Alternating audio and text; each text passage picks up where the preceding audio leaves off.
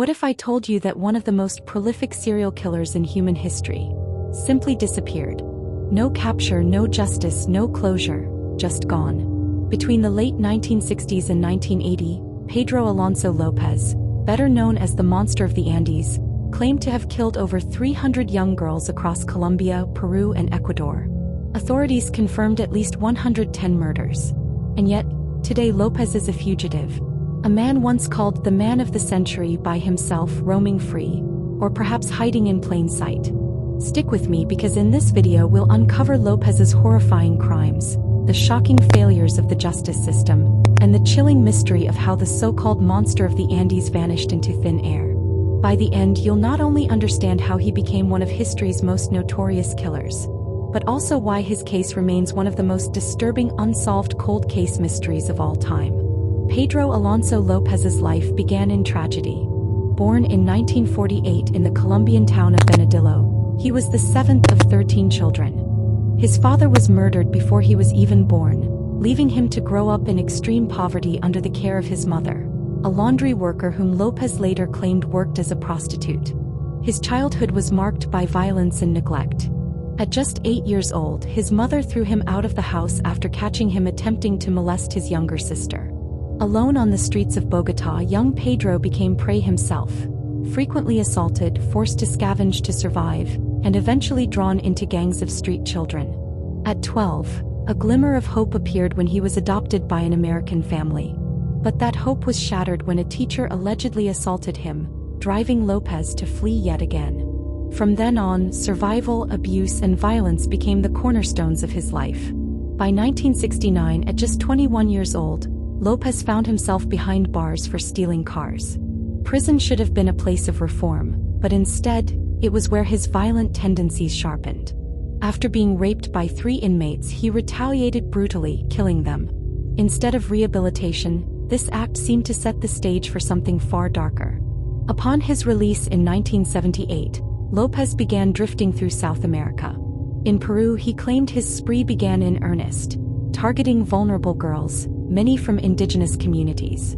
He later bragged that he killed more than 100 there. But López's violence was not invisible. At one point, members of an indigenous tribe in Ayacucho caught him attempting to abduct a 9-year-old girl. They stripped him, buried him up to his neck in the sand, and planned to execute him. And yet fate intervened.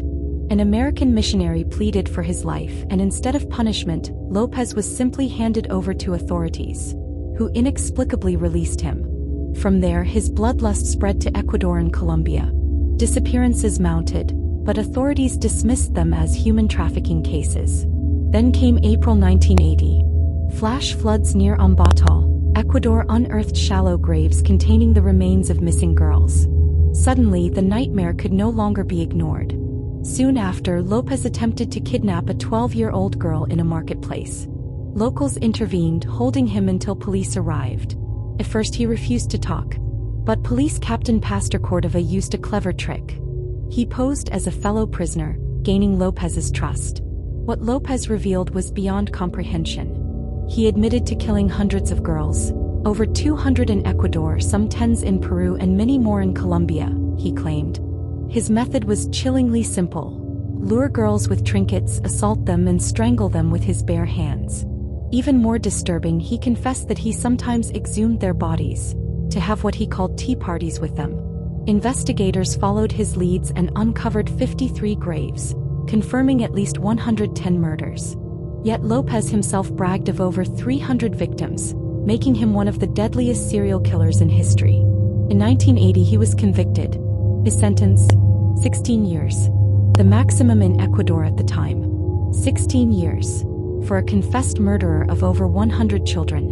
López spent his years in Quito's Garcia Moreno prison. By 1994, he was released 2 years early for good behavior. In a chilling interview before walking free, López called himself the man of the century. He was deported to Colombia, briefly detained, and then declared insane, confined to a mental hospital. But in 1998, doctors declared him sane again. And what was his bail? $70. That's right, $70 for one of history's worst murderers. And then he vanished. The last confirmed sighting was in 1999, when he renewed his ID at Colombia's civil registry. 3 years later, Interpol issued a warrant for a murder in Colombia bearing similarities to his old crimes. But by 2005, that warrant was deactivated. Pedro Alonso López, the monster of the Andes, simply disappeared into the shadows. To this day, López's true body count remains unknown. Was it 110? 300? Or we may never know. What we do know is that a man who confessed to being one of the world's most prolific killers is still officially a fugitive. Some believe he died years ago, unable to survive outside prison. Others fear he may have quietly continued killing. The most haunting part? Somewhere out there, the monster of the Andes could still be alive. So what do you think? Did López escape justice forever? Or has he already met his end in obscurity? Let me know your thoughts in the comments below. Don't forget to like this video if you found it chilling, and subscribe to the True Crime Report Cold Cases for more stories where fact is far scarier than fiction. Until next time, stay safe, stay aware, and remember, monsters don't always hide under the bed. Sometimes they walk among us.